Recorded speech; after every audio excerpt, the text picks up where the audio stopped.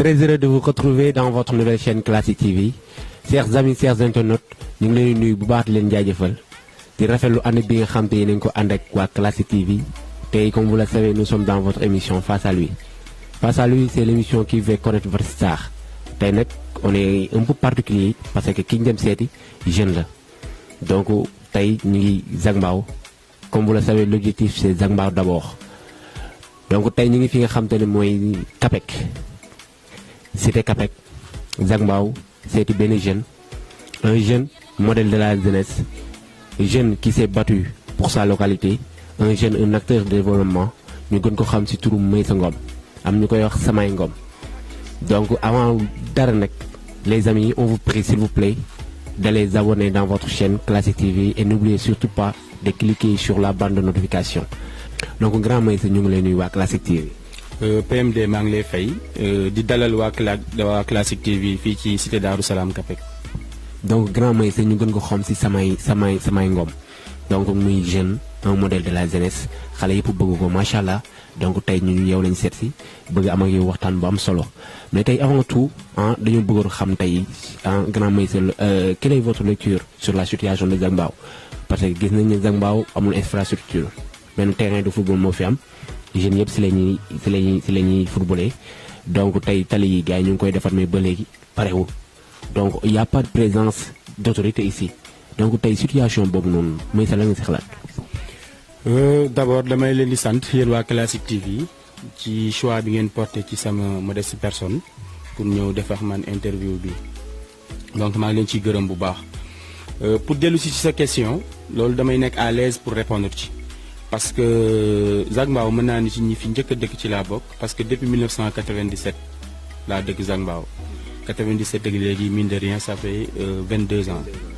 Donc foo gox boo def ñaar fukki at ak ñaar yaakaar naa ni yow tu seras à l'aise pour wax ci li fa xew donc situation actuelle Zac Mbao dama koy naqarlu comme tout le monde parce que li fi metti bëri na comme ni ñu koy waxee boo jëlee côté environnement canaux yi ñu wër ñun ñëpp xam nañ li ñuy dund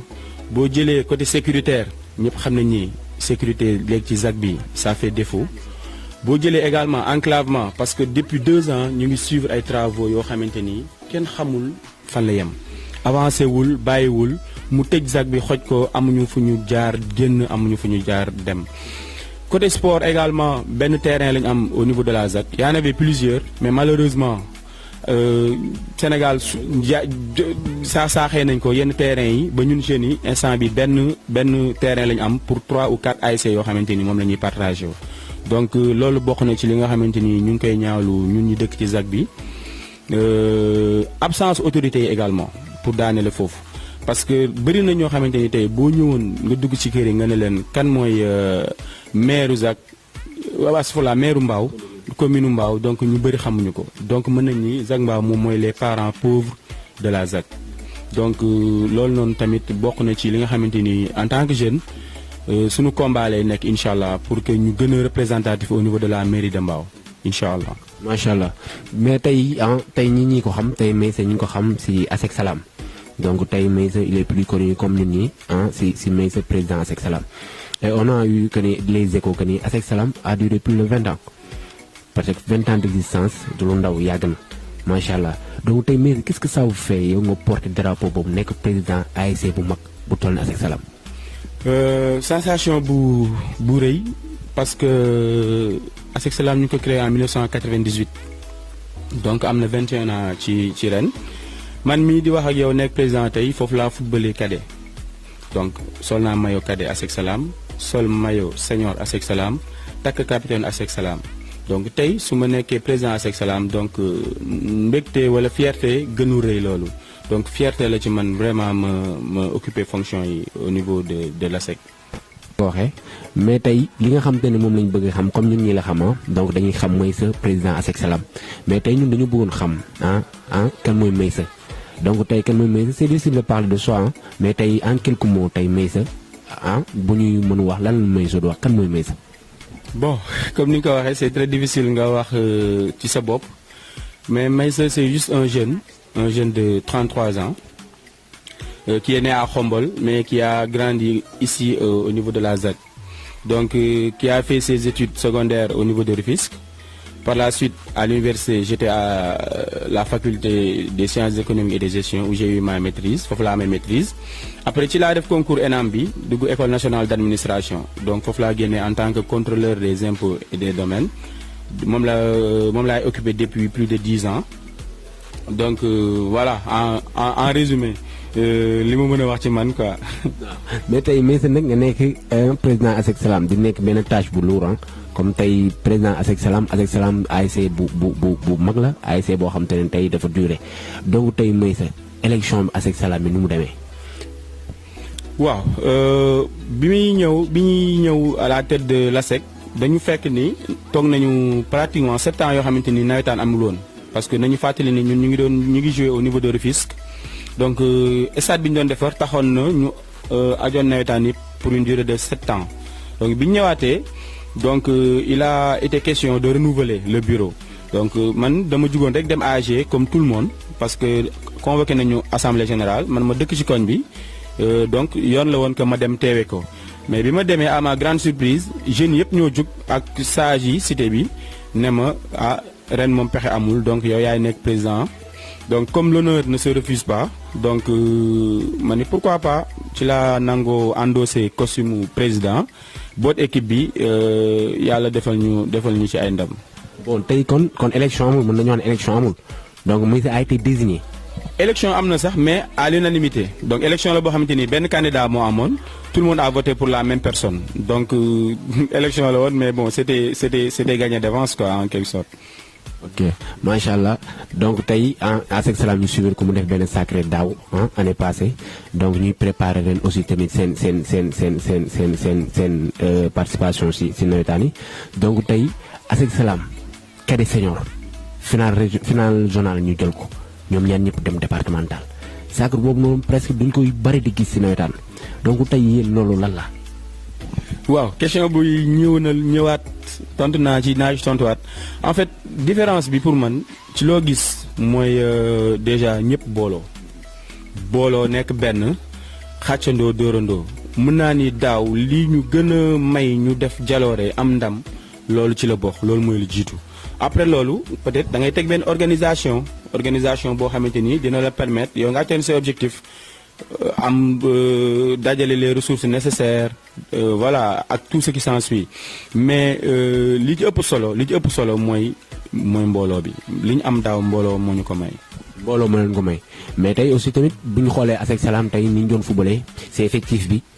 gisuñu woon gan di effectif ASEC Salam nekkoon si benn terrain à moitié réduit parce que bu ñu xoolee ASEC Salam ASC Zac Mbao ñoom ñoo bokk même terrain bi donc conditions yooyu noonu nekk ay conditions yoo xam te ne c'est défavorable si équipe. donc équipe bi góorgóorlu soox lan la xon la sëriñ la wala lan la. xon même pas je ne dirais pas xon c'est vrai que conditions yi xawoon na métti quand même parce que ñun ak AS Zac Mbao ñun ñooy partager le même terrain benn terrain la dañ koy xaaj entraînement parfois nga bëgg créer match entraînement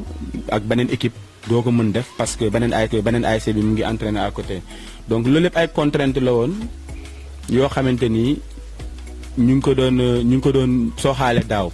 mais comme li ma la wax sànq rek li ci ëpp solo mooy que ni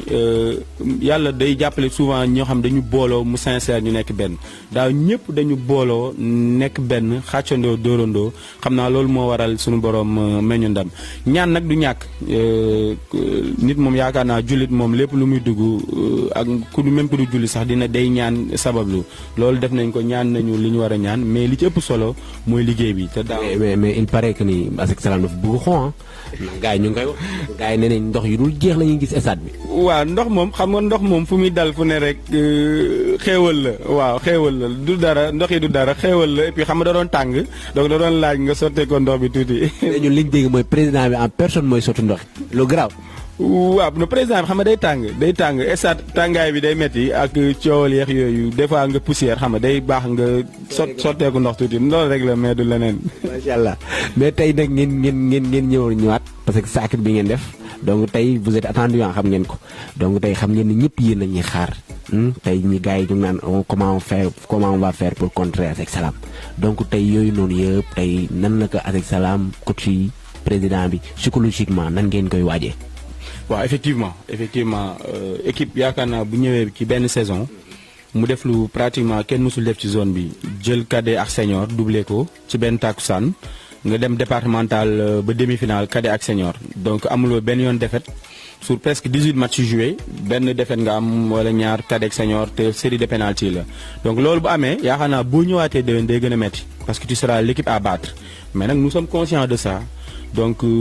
travail psychologique bi moo di lan li ñu defoon daaw muy jaloore dañ koy fàtte parce que loolu mu ngi suñu ginnaaw instant bii nii enjeu yi mooy jéem a xool li suñu kanam du mën a sax def li ñu defoon daaw mais ren objectif yi dafa gën a yokk parce que daaw bi ñu doon dem objectif bi c'était juste jouer une finale parce que mosuñu woon àgg finale suñu record demi-finale la woon mais ren on y va au moins avec des objectifs yoo xamante ni minimum mooy jël phase départementale incha allah te ku wax loolu noonu xam ne liggéey bu mag mu ngi lay xool mu ngi lay xaar. bon ba loolu peut-être seen ambition jël phase départementale tax na ba tey instant bi nii dégg naa ni Zac Mbao jour desatu fi ASC yëpp jour desatu fi tey jour bu ñëw rek may sa jaar na si suuf am nu ñu waxtaan ba nga ñëw ASC Salam jour yëpp ñu ASC Salam. non en fait gis nga àdduna dafa am loo xamante ni en fait. c'est vrai que ñu ñëpp ci koñ bi lañ dëkk mais il faut ñu xam ne football bi ñenn ci xale yi nawetaan bu njëkk ak léegi bokkul am na jeunes yoo xamante ni football mooy seen métier dañu bàyyi lépp lu ñu doon def liggéeyuñu jànguñu donc football la ñu yaakaar pour teral seen ay waajur donc loolu tamit bu amee parfois day laaj tuuti égoïsme mooy nga xool sa intérêt personnel. ASC Salam li tax mu gën attractif pour man sama xalaat la mooy que ni dañu proposer jeunes yi benn programme. parce que ren en fait bëgguñu incha allah nawetaani jeex rek ñu yemale ko foofu ku nekk jaar na la kii am ku ne am ci loo dem dañu am ambition wu teg équipe professionnelle donc dañu bëgg incha allah bu nawetaani jeexee rek on enchaîne avec une équipe pro ñu ngi ci papier yi di dox le dernier mot reviendra ñu mais lépp lu ñu mën ci jéego ak lépp lu ñu war ci papier wut papier yéeg dugg wàcc ñu ngi ci pour lijjanti ko pour incha allah bu déwén ñu dem football yi au moins national donc peut-être loolu bokk na ci lii gën a xëcc joueurs yi pour ñu ñëw football ASC Salam visibilité la ñu soxla également parce que képp ku bëgg a nekk professionnel ëllëg ñaan nga yàlla am visibilité ci football bi ngay def donc loolu rek explication boobu laa joxe mais c'est pas parce que président bi moom mooy leen di xëcc ou pas. donc chers amis chers internautes si vous venez de nous suivre nous sommes actuellement fi nga xam te ne mooy Capec donc cité Capec seet si benn jeune muy Meissa Ngom ñu gën nga xam si président ASC Salam donc tey Meissa bu ñu ñëw parce que on a beaucoup parlé d'ASC Salam macha allah donc tey bu ñu ñëw si Meissa parce que on a vu récemment que ni dafa am benn mouvement bu bees bu ñuy wax ZEM que signifie ZEM. waaw ZEM mooy Zac Mbao en marche Zac Mbao en marche pourquoi Zac Mbao en marche parce que en fait comme ni ñu ko waxee woon ci bi ñuy commencé interview bi dañu constaté ni Zac Mbao moom mooy parent pauvre mairie Mbao ci côté yëpp boo xoolee côté infrastructure côté environnement santé et cetera lépp lu mu mën di am rek Zac Mbao moom mooy féete ginnaaw donc day jàpp ne lii dur ci nag bi yëpp day dem Grand Mbao Petit Mbao ak Kër Mbaye Fall donc jot na nag ñun en tant que jeune ñu taxawaay boo xamante ni dañuy permettre ñu gën a représentatif au niveau de la mairie de Mbao parce que situation bi li ko waral mooy que ne juste que ni les jeunes wala boog la ZAC de Mbao n'est pas bien représentée au niveau de la mairie de Mbao loolu lañ jàpp donc combat bi mooy lan mooy def le maximum ba nga xamante ni ci instance de décision yi au niveau de la mairie ñu teew fa ba nga xamante ni lépp lu ñuy nas ak di ko noo ci ñu joxe ci suñu xalaat bu amee lu ñuy xëcc jëmale ko ci ñun ñu xëcc jëmale ko suñu bopp loolu mooy sabablu le mouvement Zac Mbao en marche mooy mouvement ZEM boobu ngay dégg. donc tey mën nañu wax ne Meissa dafay politique moom saa boo yow yaa ngi politique. non mais non pas politique boobu noonu xam nga tey Meissa du ñu ci ñëw nga ñuy teg xel. parce que Meissa boo xoolee politique bi ñuy wax. mooy politique proprement dite c'est-à-dire faire de la politique être un acteur politique dugg si langue politique bi jaxasoo gars yi lëngoo gars yi loolu la ñuy wax politique boobu la ñuy wax est-ce que Meissa instant bi nii am nañu ambition politique. weesuwul ngay xëy suba ba ngoon jot di teg ay jéego pour sa gox jëm kanam. Meissa mais Meissa jën dañuy laaj ba xam Meissa parce que tey quoi qu'on puisse dire tey Meissa am na benn représentation biir Zac Mbao Meissa jeunes yi bëgg nañ ko paa yi bëgg nañ ko macha allah donc tey Meissa tey am na foo xam ne toll na fa te il est temps que benn jeune jël flambeau bi yóbbu pour ñun loolu lañ gis il est temps benn jeune jël flambeau boobu yóbbu tey ñu ngi koy seet on a beau chercher mais gisaguñ ko pour l'instant donc est-ce que Meissa pare na instant bii nii ci kii yi mu wax yëpp cri yi nga xam te ne cri de cœur yi mu wax yëpp donc est-ce que pare na pour jël flambeau bi yóbbu. loolu nga wax noonu amuñu dara luñ ciy ragal en fait li leer mooy lépp loo xamante ni mën nañ ko def wala bépp jéego boo xamante ni yaakaar na ne buñ ko tegee Zac Mbao jëm ci kanam ñu ragaluñu def loolu maintenant nag àdduna lépp loo gis par étape la. sa question pour mu gën a leer damay laaj ndax sañ naa dem laaji mairie Mbao ragaluma laaji mairie Mbao mais quand même faut savoir raison garder bët di yéen waaye xam na lu bopp attan peut-être que ci élection décembre yi nii dinañu jàmp na trop pour que Meissa postuler wala Meissa aspirer à devenir le maire mais en fait li may njëkk a rappeler mooy que ni man sama objectif premier mooy que ni Zac Mbao nekk commune déjà pour man loolu mooy sama premier combat mais à défaut de Zac Mbao nekk commune ragaluñu dem briguer ji mairie Mbao mais comme que ren élection yi nii di ñëw nii c'est sûr que ni dafay jàmp trop pour wax loolu il nous reste que quelques mois le mot d'ordre bi moo di lan xool ki nga xamante ni tëjuñu benn bunt nag on ouvre toutes les portes képp koo xamante ni présenté nga ñu programme boo xamante ni jàpp nañu lii nii moo gën ci Zac Mbao dinañ ànd ak yow dox ci loolu ba kere ñuy gis leneen ragaluñu ci dara nag voilà. donc tey tey Zac Mbao en marche bon Meissa peut-être ku ñeme dañ la dee donc tey Meissa est-ce que il a des responsables yoo xam ne tey ñu ngi au niveau de la Zac yoo xam ne tey ñoo ci ànd wala idée Meissa kase la. non Zac Mbao en marche boo xoolee bëri na ay jeunes leaders yu ci nekk je peux citer le nom de Yaxu Fall mu ngi ci biir Papis Badji mu ngi ci biir. Pam Moussa mu ngi ci biir donc bëri na jeunes yoo xamante ni yaa ngi leen dégg ci Zac bi ñoom ñëpp ñu ngi ci Zac Mbao en marche mais Zac Mbao en marche pour le moment dañ nekk juste poser suñu politique à tenir en fait plan d'action lañ nekk di teg mais ba léegi nii c'est pas encore officiel dañ ko juste lancer concept bi instant bi ñu ngi koy jox contenu donc dox papier yi nga xamante ni moom lañ ci war a dox ñu ngi ci xam naa ni très prochainement dinañ ko jot. donc bu loolu lépp weesoo nag après nag ñu doog a sóobu ci liggéey bi incha allah mais li leer mooy ci élection yi ñu jëm nii moom Zac Mbao en marche dina ci am son mot à dire waaw incha allah. mais tey bu ñu lay laaj sa relation ki nga xam te ne mooy bu ñu lay laaj sa relation ki nga xam te ne mooy Yaxu Fall. parce que tey gis nañ ni Yaxu Fall vous êtes très familier Yaxu Fall dëkk au niveau de la cité Asegna donc tey sa relation Yaxu Fall politique la wala. Yaxu bi ñu xamante yàggul mais comme li ñuy wax rek montre yu baax yi dañuy bokk heure souvent donc bi ñu commencé waxtaan échanger liggéey moo ñu njëkk a boole ñu liggéey ensemble mais bi ñu liggéeyee waxtaan ñu xool ni ñun ñaar suñuy objectif converge li mu bëgg pour Zac bi man loolu laa bëgg pour Zac bi te en principe ñaari nit bu dee ñoo bokk lu ñu bëgg pour ñu ànd du jafe loolu mooy li ñu njëkk a lié man ak moom beneen bi c'est tout à fait personnel sama diggante ak moom mën nañu léegi ay frères lañu li temps bi may partagé ak moom exemple bi gën a gàtt rek mooy sama téléphone moom laa ëpp lu may communiquer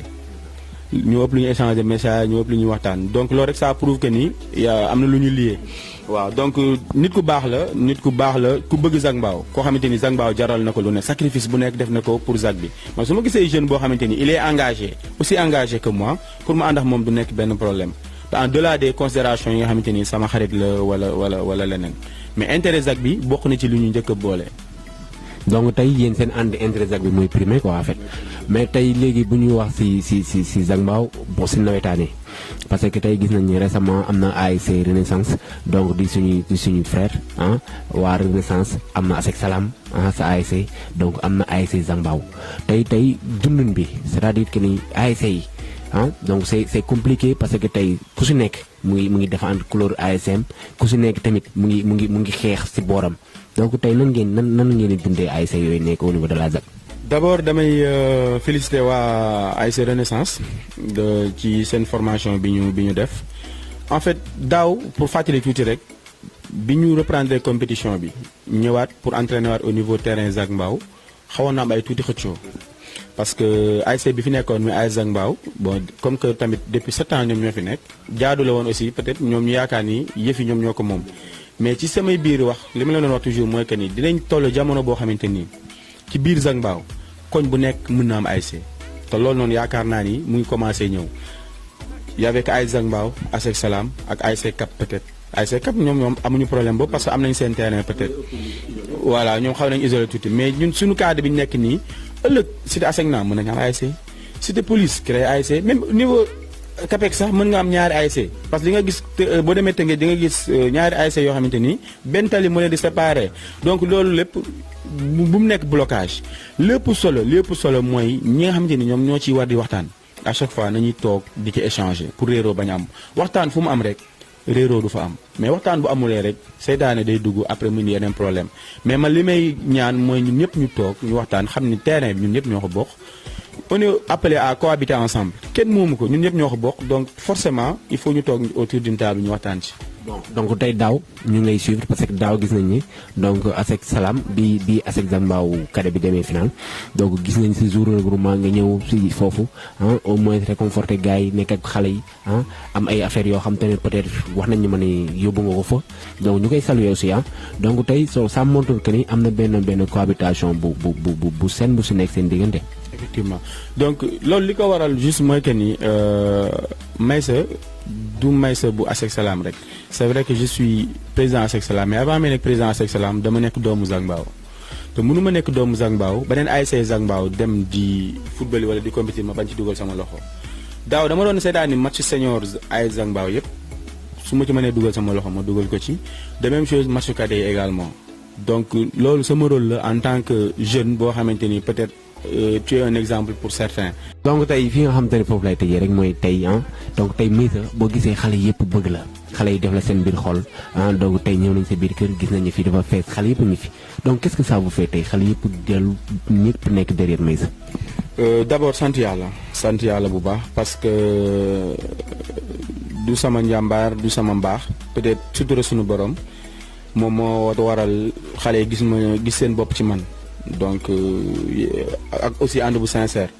parce que xale comme ni ñu wax aussi nawle la te maa ngi ñoom ñoo maase donc ma def ak ñoom day yomb on est de la même génération donc loolu mooy première sensation bi ñu ci am mooy sant yàlla d'abord beneen bi mooy sas la parce que jeunesse bu la gisee en tant qu'exemple en tant que référence yow benn instant tu n'as plus le droit à l'erreur donc lépp looy def wala looy wax dafa war a nekk lu positif loo xamante ni dina leen servir comme exemple parce que jeunesse lu mu soxla mooy exemple yu baax donc ñoom bi ñu gisee seen bopp ci man donc dama ciy sant yàlla di ñaan yàlla bu yaakaar tas. donc tey Meissa bu ma lay permettre nga joxe sa cri de cœur en fait li nga xamante ni métti na la fu mu mënti doon loo xamante ni métti na la tey bëgg nga dénoncer peut-être boo mënoon faj ko da nga koy fajal sa bopp yow donc tey cri de cœur bi lan la. lenn loo xamante ni ça me tient à cœur te may xëy di ci teg sama bët mu may nekk loo xam ni neexu la da lay naqari peut-être te doo ci mën lu bëri mooy le chômage des jeunes da ngay yeewoo ci kër Zac Mbao wala nga génn ci koñ bi nga gis xale yi teg seen ataaya di ataaya bañ a liggéey donc loolu ça prouve que ni liggéey manqué na ci Zac bi te c'est un peu paradoxal pourquoi au niveau de la Zac boo dee lim yaa FKS Sedima mu ngi ci ginnaaw Rufsac mu ngi à côté usine Omo bi nekk fii Madar ak yeneen industrie yoo xamante ni ñu bëri ñu